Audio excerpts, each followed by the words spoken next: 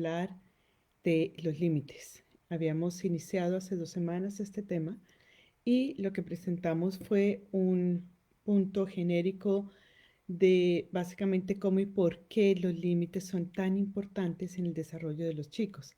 A veces hay mucha controversia en el qué, en el cómo, en el qué hacer, pero realmente es importante plantearse desde lo básico y desde el principio la importancia que esto tiene en el desarrollo de la persona, en el desarrollo del carácter y particularmente hablábamos de la importancia en el desarrollo de este pilar fundamental de la personalidad que es la voluntad. Esta voluntad que es el hacer, la que controla, dirige el hacer en la persona y que junto con el sentir y con el pensar conformarán los tres grandes ejes de la personalidad. De manera que esto había sido como la introducción. Quienes quieran ver ese video también está disponible para verlo. Y hoy vamos a centrarnos más en lo que son los límites en la primera infancia. Dos cosas importantes. Primero, me presento. Mi nombre es Ana María Vargas, soy psicóloga y he trabajado por muchísimos años, hace más de 30 años, con terapias alternativas.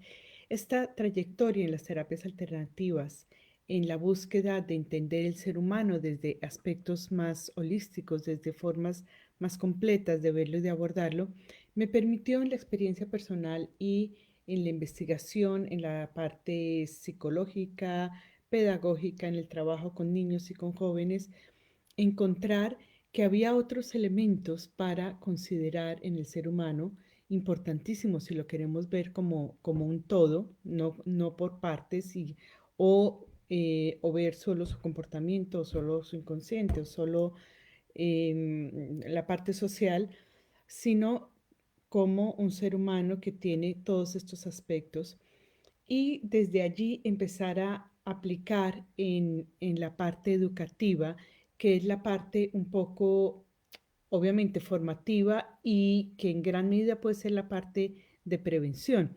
Cuando yo trabajé en la parte clínica como psicóloga, llegaban niños, adolescentes que tenían un problema, una dificultad, y de alguna manera es como que allí ya algo faltó, o fue mucho, o fue poco, o algo no está en equilibrio en su personalidad.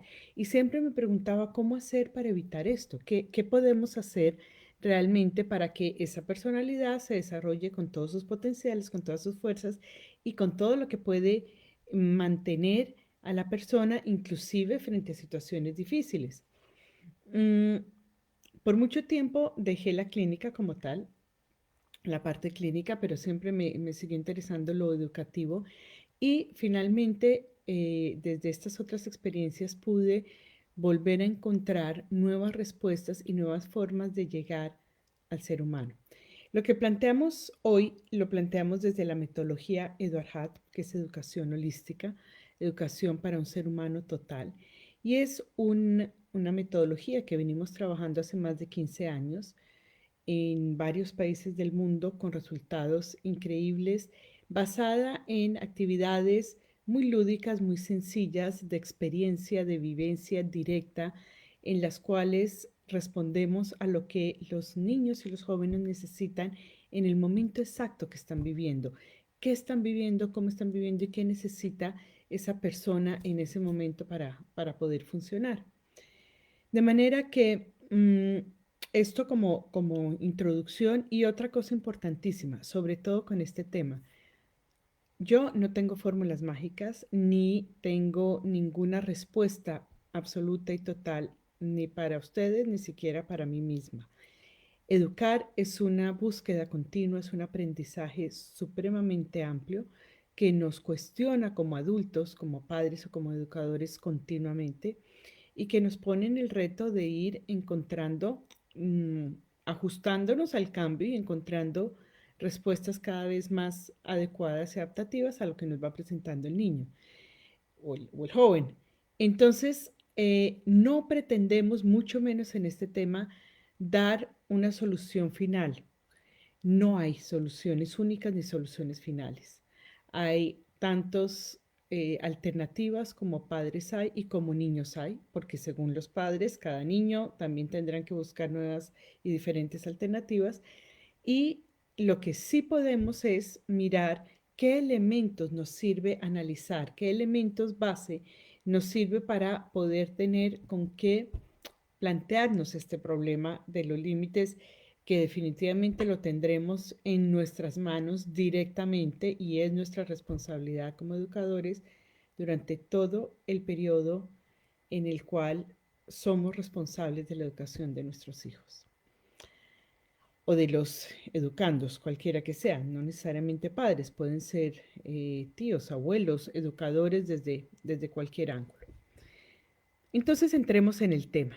Habíamos quedado, voy un punto atrás en lo que habíamos quedado, y es a qué ayuda el límite o la norma.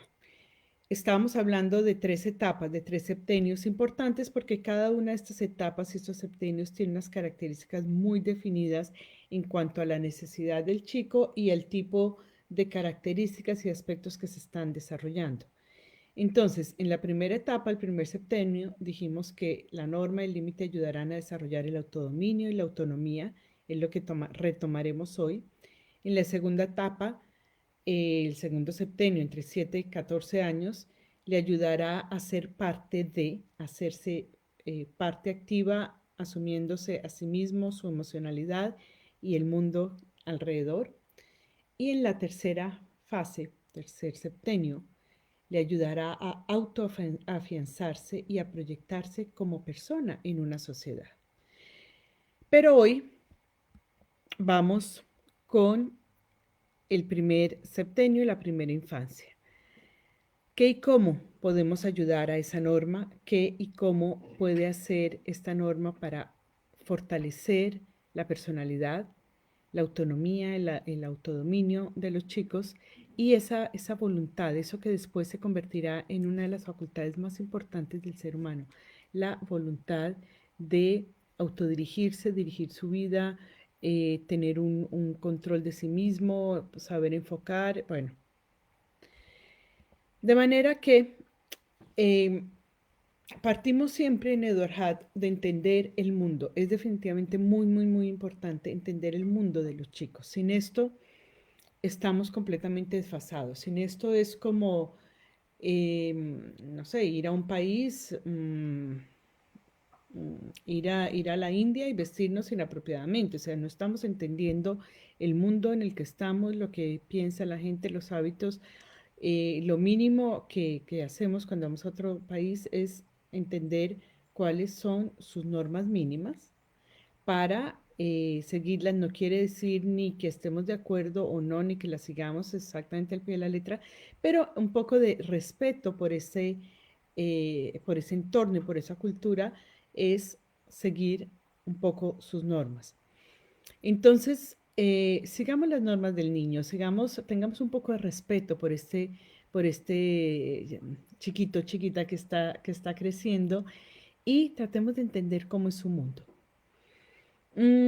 Lo primero, su mundo está centrado completamente en el hacer y en el sentir. Es decir, para ellos existe lo que pueden sentir y percibir directamente con sus sentidos. Entonces, ya allí esto nos dice, hablarles desde los conceptos, y muchas veces lo oigo muchísimo entre los padres, no es que a los niños hay que explicarles el porqué, hay que explicarles para que la norma, hasta cierto punto, a ver, hay que explicarles porque esto los va introduciendo en una lógica y en una causa-efecto, pero realmente al niño no le interesa la explicación. Las cosas son o no son, y son si están, más pequeño que sea, sobre todo son si están en su campo de percepción, y si no está, no es, y no importa, no tiene ninguna relevancia. Entonces, si nosotros hablamos de algo que le va a establecer un límite, una norma, un sí o un no, el niño necesita verlo, ojalá tocarlo y percibirlo directamente. No le podemos decir al niño, no te vas a portar mal. Imagínense ustedes lo abstracto de esta idea. Portar mal, ni idea qué significará eso. En un futuro, no sabe dónde, cómo, cuándo, o sea, no es algo concreto, definido, que él pueda ver y tocar. Estamos hablando al vacío, porque para él no significa nada. Entonces, si nosotros le mostramos la situación o en la situación le decimos, mira, en este ambiente, en este espacio, vamos a hacer esto o esto es lo que, la forma como vamos a movernos o a comportarnos o hacer o no hacer y tiene que ser así de claro, directo y definido. Vamos a ir viendo las cosas y vamos a ir entrando en los ejemplos también. Ahora, como el niño aprende por la percepción directa, también aprende por imitación. Y esto es algo que nos plantea, lo veíamos también la vez pasada, nos plantea a los adultos una responsabilidad gigantesca, gigante. Porque, como dice Steiner, un gran educador, el creador de la pedagogía antroposófica o steineriana, o quizá lo conocen más como escuelas Waldorf, él decía, en el mundo del niño no debería suceder nada que tengamos que decirle esto no lo debes hacer. Imagínense la responsabilidad que tenemos como adultos, porque este niño va a imitar todo lo que vea. Entonces es el típico ejemplo de decirle no te pongas furioso cuando estamos iracundos gritándole eso, o lo ve continuamente y le decimos que no grite y que no se ponga furioso, pero si eso es lo que el niño está viendo, es la forma como él está viendo que se manejan las cosas y que se establecen las relaciones. Entonces, esto es un reto supremamente grande para los adultos y es, si nosotros queremos que el niño aprenda algo, lo primero que tenemos que hacer es hacerlo así, hacerlo en esa forma. Si queremos que actúe tranquilo, hemos de tranquilizarnos, actuar tranquilo. Si queremos que aprenda a dominar sus emociones, hemos de dominar nuestras emociones. Si queremos que sea respetuoso, hemos de ser respetuosos primero con él, obviamente, y después con el resto del mundo. Todo esto lo vamos a enseñar a través del ejemplo. Eso es fundamental. Ahora, hablando de normas o límites más concretos, por ejemplo, organizar su habitación, organizar sus juguetes. Entonces volvemos, muchas veces la tendencia del adulto es ir desde el concepto, ve y arregla tu habitación. Arreglar puede que no tenga tampoco ningún significado concreto para él, pero si yo voy con el niño, imitación, yo voy con el niño y lo voy a hacer con él. Ahora, quiero que eso sea una cosa simple, agradable, divertida. No voy a ir con la aburrición y la desesperación de qué desespero tengo que ir a hacer esto. Eh, en cambio, si lo convierto en algo divertido, en un juego, vamos a darle un lugar a cada juguete, vamos a ponerlos a dormir, vamos a ubicar cuál es la cama o el sitio donde duerme cada juguete y se hace de esto un juego, se hace una pequeña canción, se busca un momento tranquilo y agradable para hacerlo, lo hago con él. Hacer las cosas con ellos al inicio es muy importante porque es como ellos están imitando. Ellos ven que yo lo hago, ellos lo van a querer hacer. Y esto es una regla absoluta. Esto no funciona siempre y para todo. Como ven que el adulto lo hace, lo van a querer hacer. Si ven que el adulto le resulta aburrido y una cosa tediosa y lo quiere evitar, también lo van a querer evitar y les va a parecer una cosa aburrida. Entonces, hagámoslo divertido. Hagámoslo un juego, una canción, un momento especial. Hacerlo con él las primeras veces, de manera que él ve cómo funciona y ya si logramos que eso sea divertido, la próxima vez ni siquiera la tenemos que indicar, ve y arregla tu habitación, sino es hora de que los juguetes vayan a dormir o vayan a su casa o vayan a su sitio. De manera que ya el chico, eso sí sabe a qué se refiere. Uno, porque ya lo ha visto, ya lo ha experimentado, ya lo está imitando y hemos ubicado cuál es el sitio de cada juguete. Claro, esto es un montón de trabajo. Esto es un montón de trabajo. Pero es que la vez pasada ya nos habíamos preguntado qué es lo que queremos lograr. Queremos lograr un chico autónomo con capacidad de entender y de asimilar las cosas o que actúe por miedo. También lo podemos hacer que actúe por miedo. A los gritos, alaridos y si no lo haces te castigo o bueno, antiguamente te golpeo y todavía pasa. Esto va a hacer que lo haga por miedo. Esto no genera autonomía, esto no genera que se introyecte la norma, sino que se actúe por miedo. También vamos a ver un poco esas diferencias. Tener en cuenta que los niños funcionan en el inmediato. Entonces, la norma es para lo que ocurre ahora, no es que lo puedan extrapolar. Entonces, si, si el niño en un determinado sitio no puede andar corriendo, gritando, por decir algo, quienes son religiosos van a una iglesia, allí no puede gritar, allí no puede correr. Bueno, uno, como adulto, tenemos que estar, hola, bienvenidos los que están entrando, que saludan. Como adultos tenemos que ver cuáles son los espacios y los momentos adecuados para que ellos puedan estar. Pero también ellos tienen que irse insertando en el mundo en el que viven, por lo tanto tienen que irse insertando en la cultura, en las costumbres de la familia.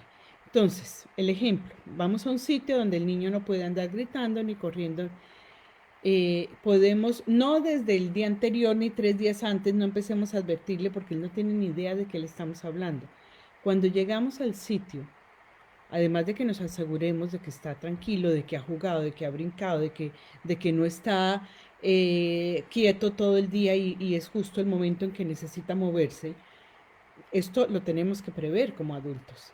Si el niño no ha estado moviéndose durante todo el día, no podemos pretender llevarlo a un lugar donde no se puede mover y que se quede quieto allí. Esto es prever planeación del adulto. Entonces, estamos hablando de este aspecto del funcionar en el inmediato. Para lo que ocurre ahora, no le vamos a anticipar 3 días antes que vamos a ir a tal parte y que allí no se puede mover y que allí no se puede. No, en el momento de llegar allí, le vamos a decir, mira, aquí vamos a estar un momento, esperamos que vamos a estar quietos, vamos a estar tranquilos, no podemos estar corriendo, no podemos estar gritando, o sea, cosas básicas de que además esto no nos va a asegurar que el niño no lo va a hacer, porque cada padre, cada educador tiene que conocer a su niño y tiene que saber cuáles son sus comportamientos, sus límites, sus estructuras. Pero estamos tratando de buscar un ejemplo a ese inmediato, ¿no? Ese es el momento. Volvemos, no necesita muchísimas explicaciones. Necesita simplemente la indicación del momento y de lo que se espera de él. O la otra forma es llevarlo a situaciones similares. Entonces, cosas como ayer o en tal parte, cuando estás sentado y tranquilo, aquí es como estar en tal otra parte, ¿no? Estos ejemplos de algo vivido concreto para él sí se pueden, en esa forma él lo puede vivenciar, pero no es que podamos extrapolar y decir, bueno, ahora como te dije que te tienes que comportar bien, entonces mañana también lo tienes que hacer y en tal parte, esto ya es demasiado porque son conceptos, son ideas que no van con el inmediatismo del chico. Y vamos a verlo un poco más en lo siguiente. Necesitan experimentar y esto implica que incluso la regla y el límite hay que experimentarlo. Para esto resulta muy útil el juego, inclusive el juego de roles o los títeres. A veces son formas de mostrarle al niño cómo, eh, cómo se actúa, cómo entra cierta regla, cuál es el sentido de la regla. Entonces el juego es la forma en la que él puede probar o puede, por ejemplo, intentar. Yo pretendo que el niño se porte súper bien en un determinado sitio, yo pretendo que el niño actúe de cierta forma, podemos jugar a intentarlo previamente. ¿Cómo es estar quieto y callado un ratito? ¿Cómo es estar en movimiento? ¿Cómo es? Porque lo que él necesita es ir entendiendo que hay tiempos y espacios para todo, que hay tiempos para moverse, que hay tiempos para estar quieto, que hay tiempos para gritar o espacios y espacios o tiempos para no hacerlo. De manera que es ir introduciendo la regla y el límite de acuerdo a lo que él puede entender y asimilar. Nosotros como adultos funcionamos desde el concepto y nos parece muy lógico que le decimos, aquí no puedes gritar y punto, y con eso ya lo va a entender y eso. No, no es tan fácil. Tenemos que ir a su mundo y entender cómo es su mundo. Este otro punto creo que nos va a explicar más de eso. El niño está en un pensamiento muy concreto. ¿Qué quiere decir el pensamiento concreto? Significa que él puede pensar en términos de lo que ve y de lo que percibe. Aquí quiero traerles dos cosas. Uno, lo que esto significa en términos del límite. Tiene que ser directo. No puede ser así como más o menos, de pronto sí, a veces no. No, para el niño es un sí o un no. Los grises no existen porque no existe la relatividad todavía. Entonces, esto es o no es, esto es adecuado o no es adecuado, hace mal o no hace mal. Entonces hay un sí y hay un no. Y ahí los padres también tienen que ser muy consistentes y muy coherentes. Si ustedes sueltan un no y luego se vuelve un sí, el niño no tiene ni idea qué era lo que significaba ese no. Esto lo tenemos que tener claro y definido como adultos antes de soltárselo al niño para que sea coherente. Y el no es no. Y es claro que los padres pueden cambiar de opinión y hay situaciones en las cuales se puede cambiar de opinión. Pero por eso es importante tenerlo claro para no estarle cambiando en el momento directo el no al sí o el sí al no. El ejemplo que quería traerles es el siguiente. Uno de los investigadores más interesantes en la psicología infantil fue Piaget, mediados de 1900, y él lo que hizo fue una observación increíblemente detallada y clara del desarrollo de sus hijos primero y luego con otros niños. Cada vez lo fue ampliando esta evaluación, pero esta descripción de cómo piensan, de cómo procesan, de cómo eso fue muy exacta, muy detallada. Y más adelante trabajó con otro psicólogo, con Kolber, en lo que era el desarrollo moral, es decir, cómo a partir de cierta capacidad del pensamiento el niño también va desarrollando su aspecto moral, ¿no? La regla, la norma y más adelante su propia moral. Bueno, el ejemplo que les traigo es el siguiente. Ellos desarrollan un test, una evaluación para ver en qué estadio de desarrollo moral están los niños. Cuando le presentan a los niños en esta edad, dos ejemplos les voy a dar. El primero, en algunas ocasiones lo he mencionado porque me parece que es muy importante que como adultos entendamos cómo piensa el niño. Se le presenta al niño, de este sí hablábamos la vez pasada, ya me acuerdo. Se le presenta al niño un vaso ancho, por ejemplo, y un vaso alto, no lo tengo aquí, pero que tienen el mismo volumen de líquido. Supongamos que este está lleno de agua y aquí hay un vaso largo. Yo vierto el agua en el vaso largo, la misma cantidad de agua, caramba, esto sí tenía agua, y le preguntan al niño cuál tiene más. Normalmente los niños en estas edades, estamos hablando de primera infancia, pensamiento concreto todavía, va a responder que aquel más alto, porque le parece, él puede, digamos, coger en su juicio un elemento de la realidad, no dos. Nosotros tomamos altura y anchura y entonces ahí vemos que el volumen es igual, la cantidad de agua es igual en uno que en otro, porque estamos vertiendo la cantidad de uno en otro. El niño no, el niño toma un elemento. Entonces, si toma altura, va a decir que es este. Normalmente toma altura porque es lo más evidente para él, ¿no? Y todo en su mundo se compara con la altura. Los adultos son grandes, ellos son pequeños, todo tiene esta proporción. De manera que él no va a decir que hay la misma cantidad de agua, sino que va a decir que hay más agua en el más alto. ¿Por qué? Porque su pensamiento toma un solo elemento de la realidad.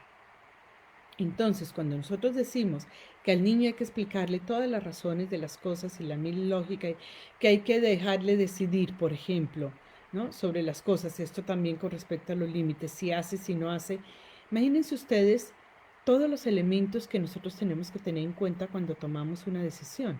Al tomar una decisión implica al menos tener dos variables. Si yo no tengo dos opciones, no tengo que tomar una decisión, porque hay una sola, pues no hay decisión para tomar.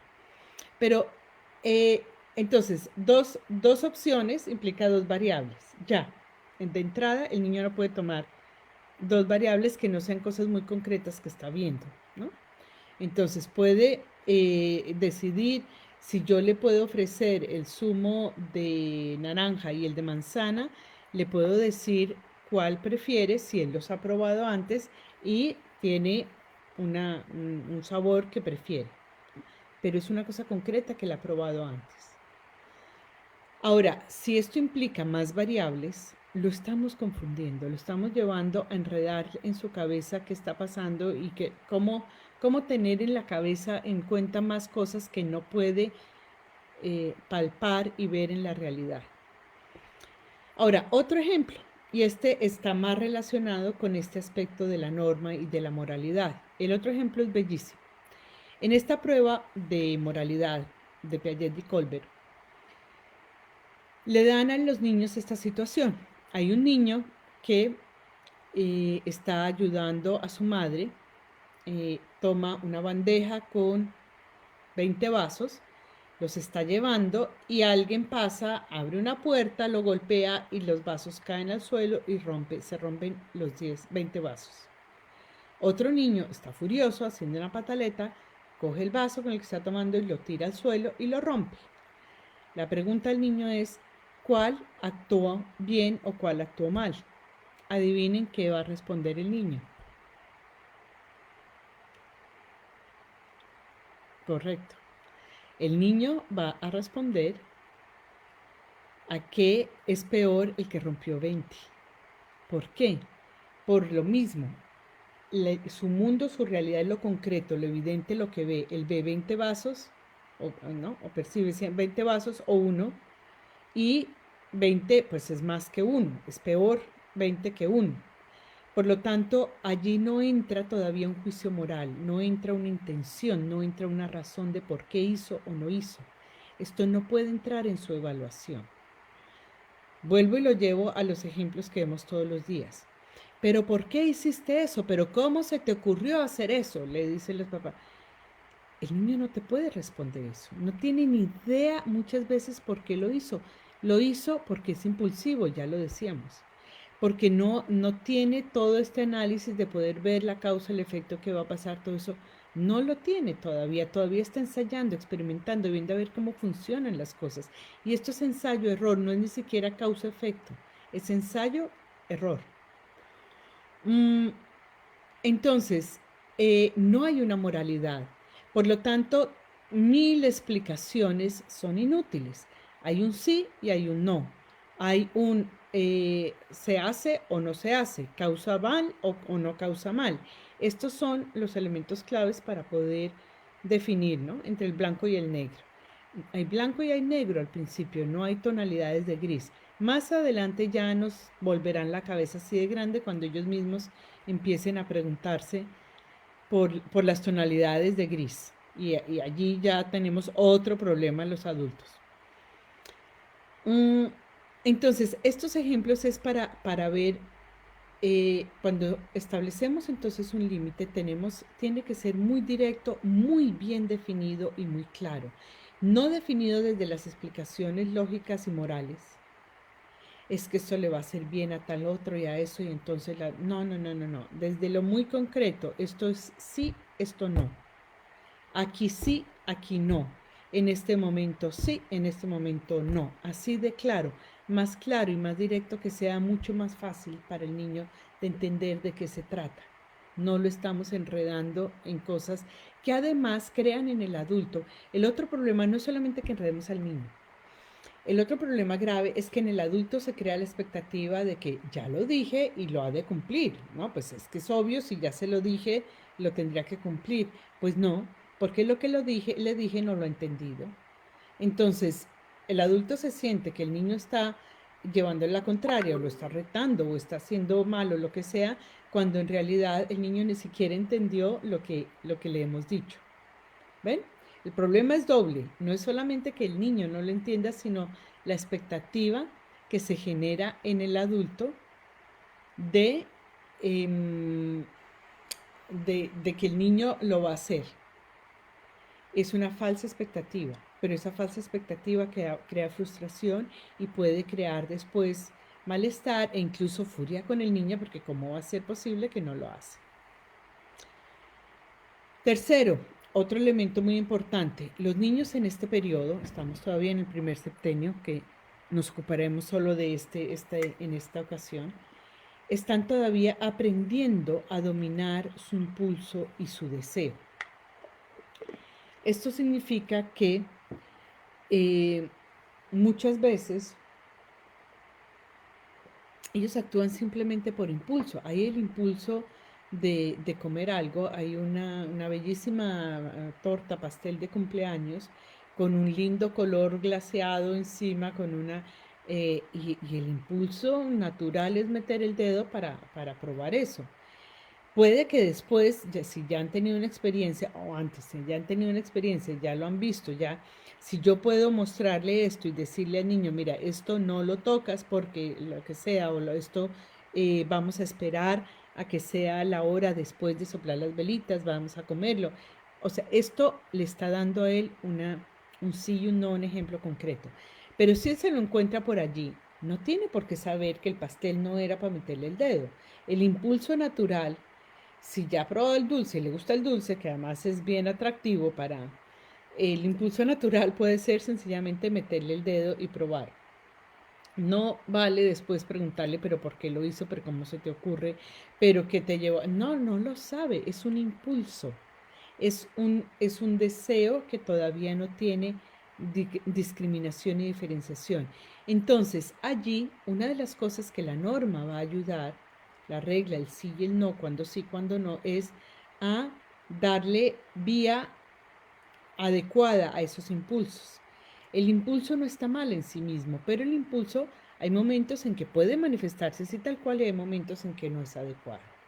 Y eso es lo que la norma le va a ayudar al niño. Entonces, que le encanta comer ciertas cosas, fantástico, pero ¿cuándo es el momento de hacerlo y cuándo no? Si está, yo qué sé, estamos en una cafetería, en una visita, no es que porque vio algo que le gusta puede meter la mano y cogerlo. Hay momentos en que no se puede hacer, no es adecuado, no es el momento.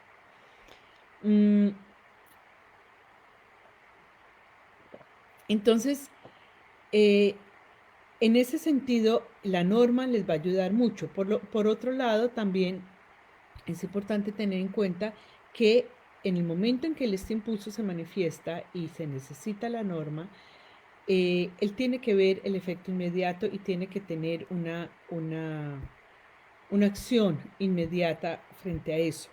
Muchas veces también, especialmente frente al deseo, ayuda a irle nombrando para que él vaya discriminando sus deseos. Por ejemplo, irle diciendo, bueno, veo que tienes muchas ganas de comer esto, pero en este momento no se puede, o tienes que esperar, o esto no es nuestro, no lo hemos comprado, lo que sea, hay algo y hay que esperar, o no se puede. Estas son cosas directas, concretas que el niño puede entender, aunque no le guste. Puede que no le guste esperar, pero es que los periodos de espera también son autodominio. Eso es lo que el niño va a ir conquistando de que el impulso no tiene que ser, el impulso del bebé es inmediato. Y no lo vamos a convencer ni con 1000 palabras, ni con 1000 lógicas de que no tiene hambre ahorita, de que se espere 10 minutos o media hora que le den la comida. Pero a medida que crece, él va aprendiendo que hay un tiempo de espera y que sí puede, o sea, que le va a venir esa satisfacción, por lo tanto puede esperar. Y a medida que crece este tiempo de espera y este entendimiento de el espacio adecuado, el lugar adecuado, el momento adecuado para las cosas, va teniendo una significación cada vez más amplia. Esto es muy importante en el dominio del impulso. Recuerden que decíamos la otra vez cómo la importancia de la voluntad allí, ¿no? A veces dicen, no, es que hay que dejarlo que expresen lo que desee que exprese. Sí, claro que lo puede expresar, pero no todo lo que uno expresa está bien expresado ni es el momento de expresar. Esto es porque no vivimos solos ni a merced de los impulsos de cada cual. Entonces, desarrollar su voluntad significa que conquista ese autodominio. Porque si no se autodomina, él será dominado por los impulsos. Entonces el niño que es voluntarioso y que quiere siempre responder a sus impulsos, es un niño dominado por sus impulsos, es decir, es un niño que no puede dominar sus impulsos. ¿Clara la diferencia? Son dos vías completamente distintas de lo que eso va a darle a la personalidad y al desarrollo de la voluntad. La voluntad se desarrolla sobre la capacidad de dominar mis impulsos. Y dominar no quiere decir reprimir, ni quiere decir evitar, no. Dominar quiere decir darles una vía adecuada, con su momento adecuado y su fuerza adecuada. Otra cosa es soltarlos así, pues a lo loco, a lo bestia, literalmente, porque esto es un impulso todavía muy primitivo que no ha sido domado, conquistado dentro de una voluntad. Eso da dos vías completamente diferentes. Y ojo, porque en este aspecto muchas veces se cae muy fácil entre, bueno, dejémoslo, que está bien que exprese sus impulsos y eh, en otros tiempos era reprimirlo excesivamente y a veces quienes sufrieron esa represión no quieren reprimirlo en sus hijos, entonces les, eh, les rebotan también demasiado en dejarle para el otro extremo. Estas son las cosas que hay que pensar, por eso yo les digo, yo no les puedo dar una solución, yo no les puedo decir esto se hace, esto no se hace. Yo solamente estoy planteando elementos de análisis con los cuales cada cual, con su criterio y con su entorno, puede preguntarse, a ver, ¿cómo lo voy a hacer yo? ¿Qué es lo que voy a hacer? Y si yo tuve demasiada represión o yo tuve demasiada soltura, ¿qué es lo que hizo falta allí para equilibrar y qué, por lo tanto, qué puedo hacer con, con estos chicos? Ahora, esto lo miramos muy rápidamente, no nos vamos a detener en esto que ya habrá tiempo de mirarlo, pero se refiere justo a lo que les decía de las investigaciones de Piaget y de Colbert. Aunque hay muchas investigaciones y descripciones futuras de esto, y de hecho no es fácil encontrar los libros de Piaget hoy en día, hace poco los buscaba, creo que es una de las descripciones más claras y de un análisis más detallado de estas etapas. Y entonces nos está describiendo en las diferentes etapas, ¿no? 0 a 2 años hay una etapa en la que el pensamiento es completamente sensorial, la respuesta es motora y apenas si alcanza a ser consciente de la permanencia del objeto. Es decir, antes de eso, el niño es cuando jugamos a esconderle las cosas, porque cuando están escondidas, si no las ves, no existen para él. Después entra este pensamiento concreto del cual hablábamos en los ejemplos, el ejemplo del vaso y el ejemplo del agua en los vasos y el ejemplo de los vasos rotos.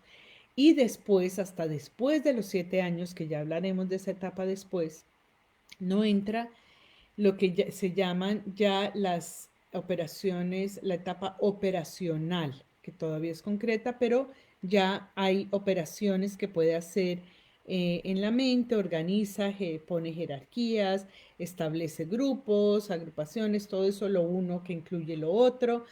Esto ya es después de los 7 años. Nosotros estamos hablando todavía de la primera etapa.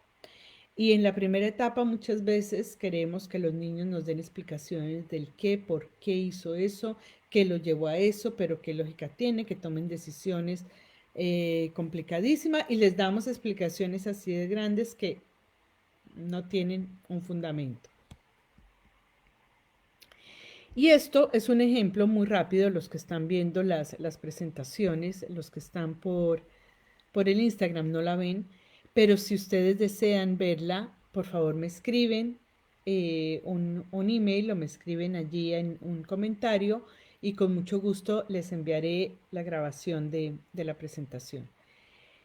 Esto es solamente un ejemplo muy rápido de las etapas del desarrollo moral. Hay 3 grandes etapas del egoísmo, es decir, todo funciona alrededor mío, mío, mío, mío, mío, por eso los niños todo funciona alrededor de sí mismo y no les podemos decir, es que eres un egoísta, que pues sí, es un egoísta, pero es que su mente, su posibilidad de interactuar no le da todavía para más. O sea, no es egoísta, simplemente funciona así. Después se iría al altruismo y después a la solidaridad. Entonces, voy a tomar solamente uno de los ejemplos. ¿Qué es lo bueno o lo correcto? En la primera etapa, el niño evita romper las reglas por temor al castigo o porque la obediencia es conveniente.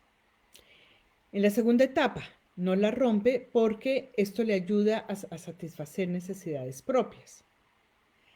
Lo que es justo es algo que se ha acordado, o sea, ya hay ahí un acuerdo, estamos ya hablando más de los 7 años en que esto es justo, esto no es justo porque ya hay un acuerdo y ya más o menos se entiende que hay un acuerdo entre lo que es y no es. Después, estamos hablando de pasados los 14 años, ser bueno tiene un rol importante porque ahí ya hay unas expectativas según un rol. Más adelante entran los deberes asumidos, las leyes que están para cumplirse, por ejemplo. Pero cuando ya hay un pensamiento más desarrollado, por ejemplo, podrá decir y establecer si esta ley es justa o no es justa. Un segundo que me está pidiendo batería aquí este ordenador.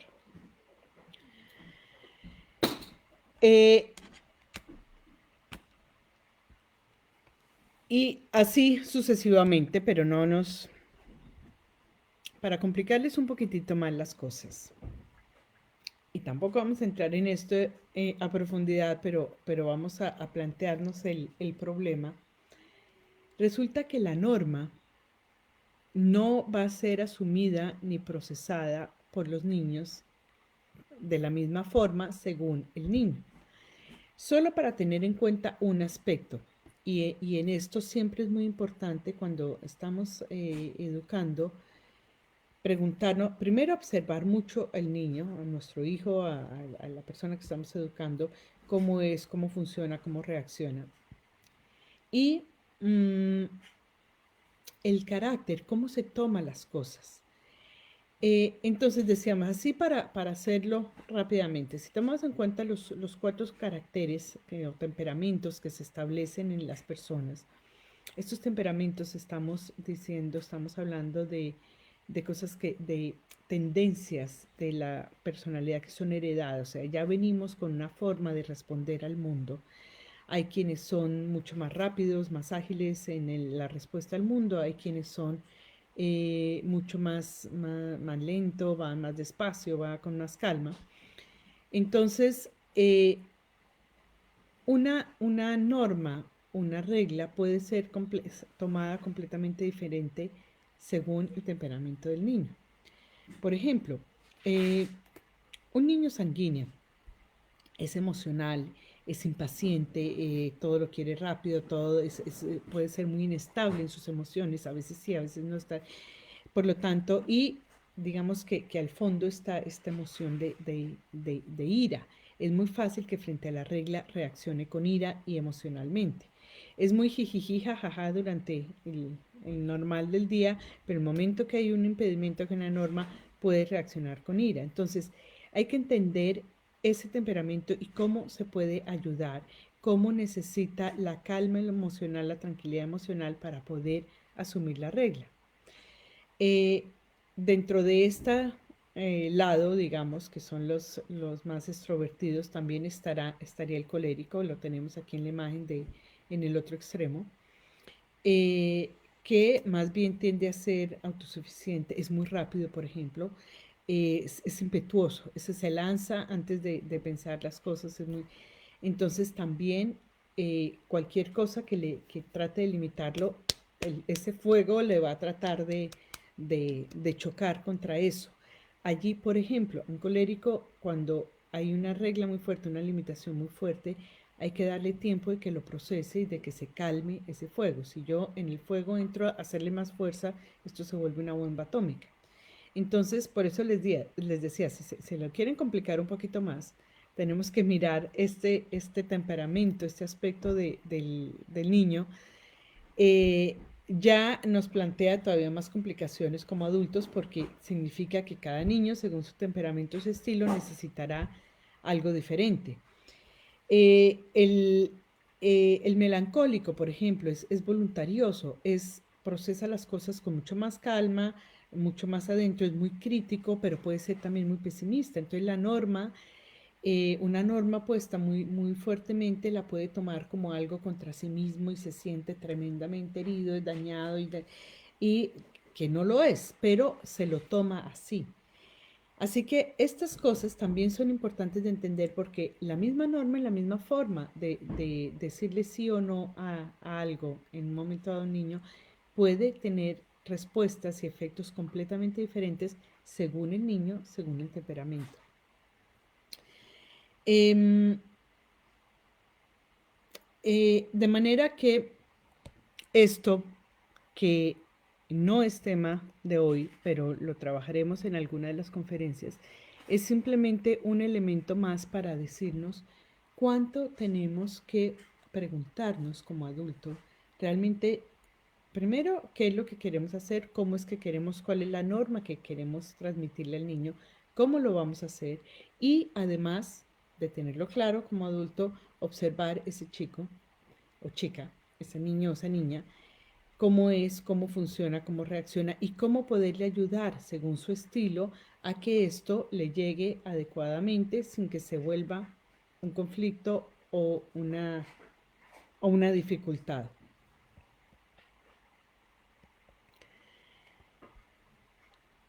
Entonces, en conclusión y ya llevándolo a los puntos concretos, la regla o el límite.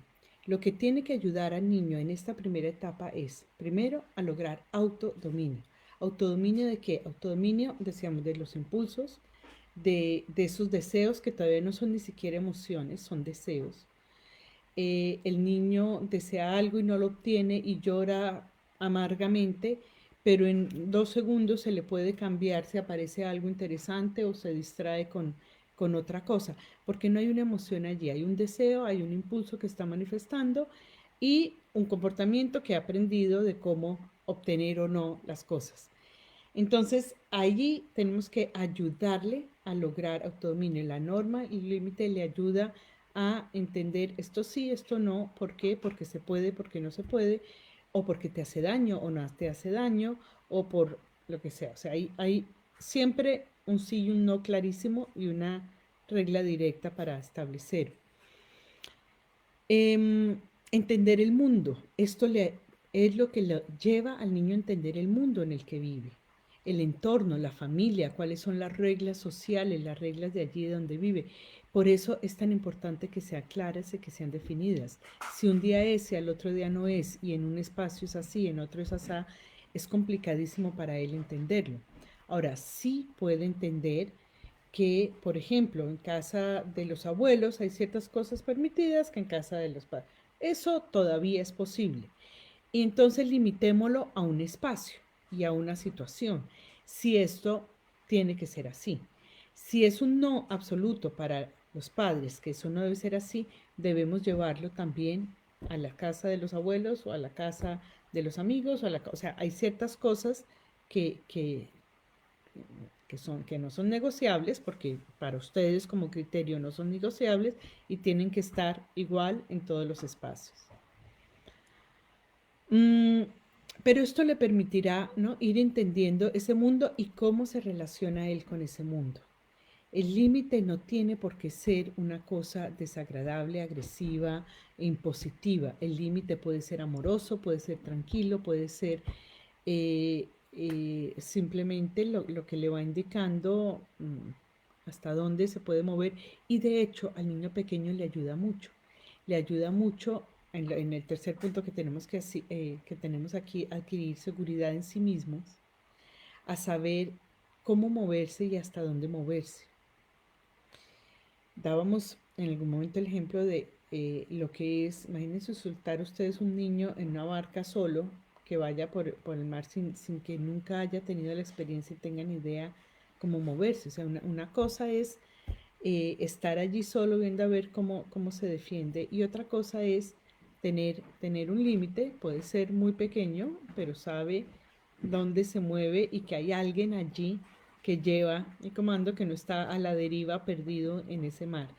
Básicamente eso es la sensación que necesita el niño de los adultos y de los límites en esta etapa. Necesita saber que hay alguien que cuida de él o de ella y por lo tanto esto le va dando seguridad y lo que él va conquistando, ahí volvemos al autodominio, en sus movimientos, en su coordinación, en sus impulsos, en su capacidad de hacer cosas, en desarrollar habilidades, en conquistar habilidades, esto todo le va dando seguridad. Entonces eh, aquí los tenemos, afianzar las normas básicas. Hay normas de casa y hay normas sociales. En casa hay normas de, por decir algo, pueden ser una norma, los domingos vamos a dormir hasta más tarde. Si el niño que se despierta temprano, le puedo ayudar a organizar que cuando se despierta tenga algo a mano y puede jugar allí. Y los niños aprenden a hacerlo porque lo primero que hacen es brincar encima de la casa de los padres, de la cama de los padres para ir a despertarlos. Pero poco a poco ellos pueden encontrar que hay estas normas, que se come en esta forma, que en la mesa se comporta así o no se comporta así, que se ayuda en esto o no se ayuda en esto. Estas son normas básicas. Y esto hay que afianzarlas claritas, claritas durante esa primera etapa para que el niño sepa cómo moverse. Cuando hay seguridad en saber cómo moverse, él está tranquilo.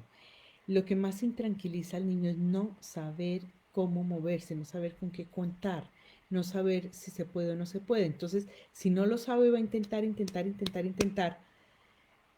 hasta, hasta encontrar qué es. Y entonces en este intento, y ahí, ojo, adultos, porque ahí pecamos mucho, en este intento, al final, el adulto dice, ay no, ya me aburrí, ya, ok, lo dejo. Pues en el momento que lo dejo, cambié la regla, cambié la norma y más despistado quedó el chico. Porque él lo que esperaba encontrar era un no, un límite donde era que estaba el no. Y está bien que intente sobrepasarlo. Eso nos está diciendo que su voluntad tiene una fuerza y que quiere tratar de ir más allá. Está bien. Pero eso no quiere decir que lo tengamos que dejar si no es el momento o si no es adecuado para su edad o para lo que está sucediendo. Entonces, cuando ya tenga la edad y cuando ya esta fuerza esté pujando allí, pueda adquirir nuevas habilidades, nuevas posibilidades, pues le movemos un poquito el límite, le damos un poquito más de posibilidades. Y esto va a ser siempre una pugna, pero no una pugna necesariamente negativa, de que la voluntad va empujando, la autonomía va empujando cada vez un poquito más a nuevos retos, a nuevas posibilidades, a asumir nuevas cosas. Y este jueguito lo tenemos que aprender muy bien los adultos, de dónde ser firmes y dónde ir cediendo un poco para darle a la autonomía la posibilidad de fortalecerse.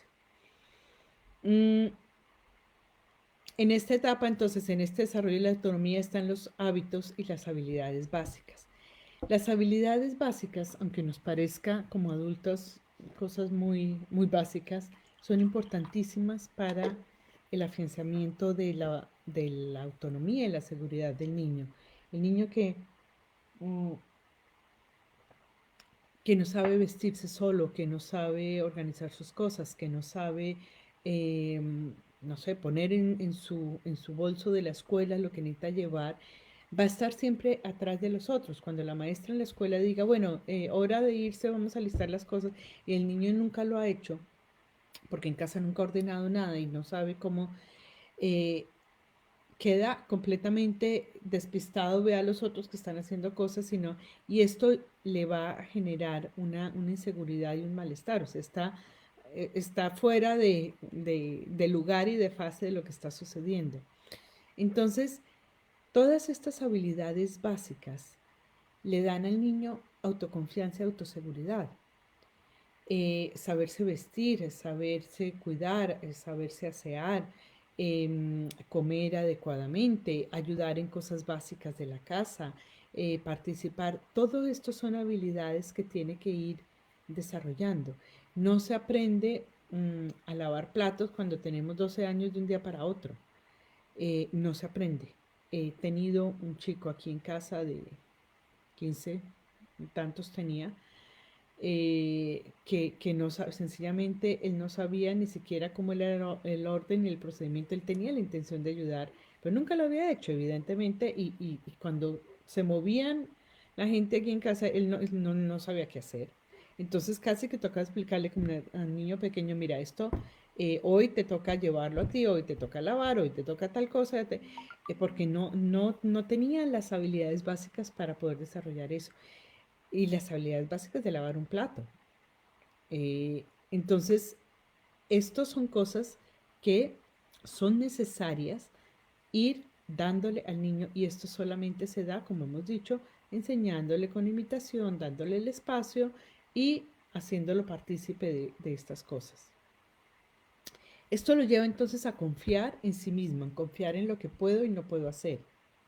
Cuando yo desarrollo estas habilidades básicas, libero esa energía para conquistar otras. Claro, cuando yo ya sé vestirme, esto ya no es un reto. Para el niño pequeño es un reto y es una cosa súper interesante. Y yo quiero, y yo lo quiero hacer solo, y quiere comer solo, y quiere vestirse solo, y quiere hacer todo solo, que a veces necesita paciencia porque los tiempos son los que son, pero en la medida que él conquista eso, esa energía se libera para hacer otras cosas y ese impulso de autonomía se libera para conquistar nuevas cosas de autonomía, ¿no? Si no, el impulso se duerme y se vuelve un perezoso y espera que todas las cosas se hagan porque como no sabes hacerlas, pues ¿para qué se va a sentir mal intentando hacer algo que no sabe hacer?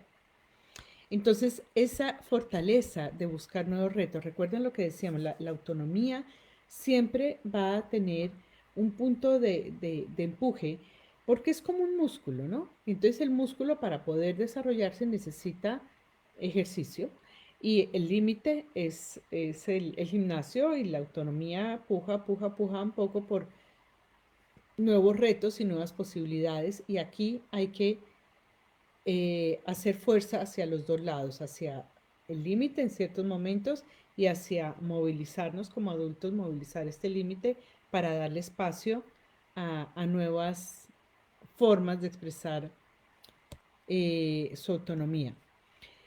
De manera que,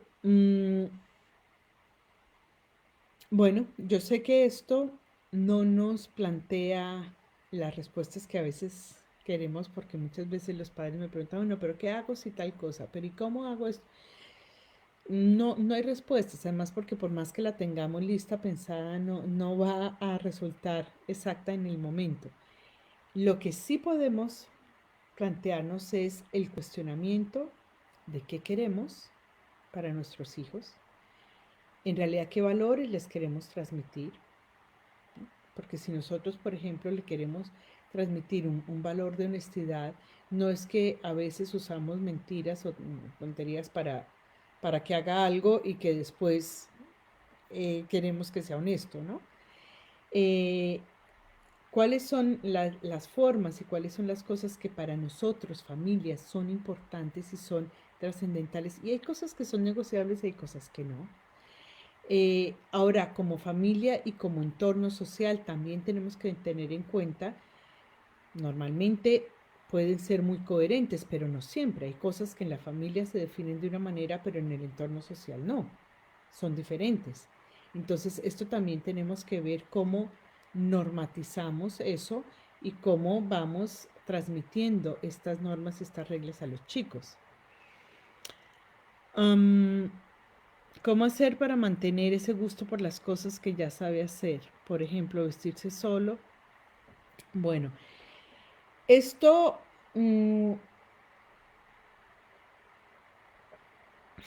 la pregunta, la pregunta que hace Catherine es bien complicada porque además ella pregunta por el gusto, ¿cómo mantener el gusto? Esto, primero tenemos que tener en cuenta que va a tener varios ciclos.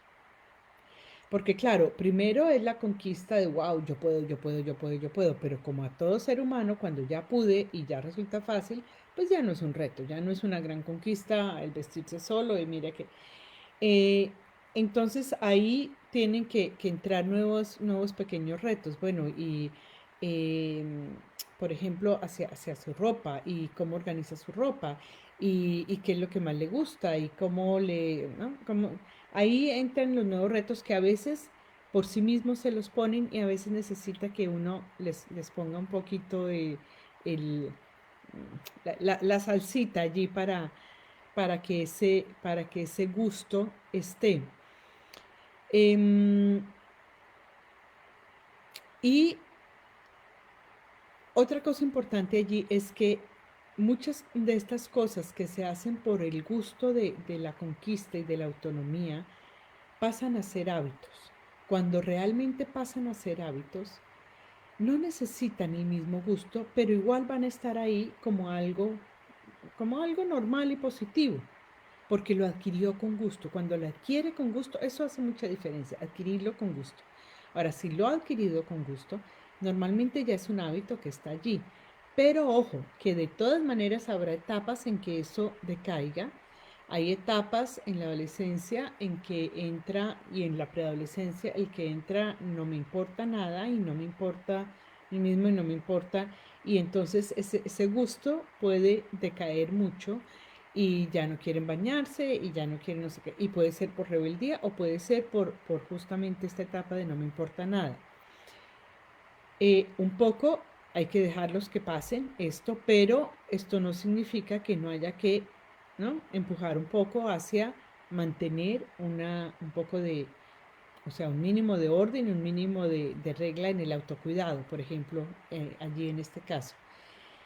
Entonces, en el gusto mismo es una linda pregunta, ¿no? Tratar de ponerle siempre salsita diferente, un elemento nuevo, un elemento diferente que le dé un reto. A veces el solo cambiar las cosas. Bueno, ahora, por ejemplo, en los países donde hay estaciones, yo crecí en Colombia, donde no hay estaciones, uno no tiene un cambio de ropa durante el año, al máximo tiene la ropa que lleva cuando va al clima cálido y claro que era interesante, ¿no?, mirar y renovar, pero esto es una